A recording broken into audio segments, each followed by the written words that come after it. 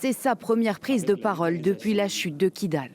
Assimi Goïta reconnaît des attaques d'une extrême gravité, mais veut rassurer les Maliens. À l'heure où je vous parle, le dispositif est renforcé, la situation est maîtrisée et les opérations de ratissage, de recherche, d'exploitation du renseignement et de sécurisation se poursuivent.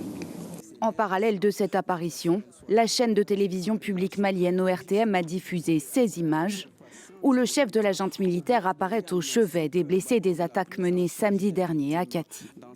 Puis, aux côtés de la famille de Sadio Camara, le ministre de la Défense, tué à son domicile.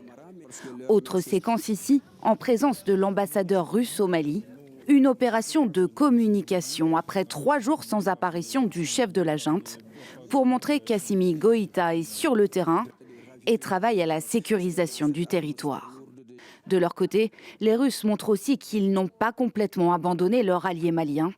L'armée russe a affirmé avoir frappé des positions rebelles, vidéo à l'appui. Pas de quoi arrêter les djihadistes du JNIM, à l'origine de l'offensive avec l'appui des Touaregs du Front de libération de l'Azawad. Ils disent vouloir imposer un blocus de Bamako. Quiconque s'entêtera à emprunter les routes menant à Bamako et Kati en assumera les conséquences, y compris le risque de mort. Que vous soyez à pied, à moto ou en voiture, Bamako est verrouillé et aucune exception ne sera tolérée. En plus de Kidal, les opposants à la junte disent contrôler la commune de Tessit, près de la frontière avec le Niger et le Burkina Faso. Les attaques ont provoqué la mort de plus de 20 personnes civiles et militaires, selon un dernier bilan.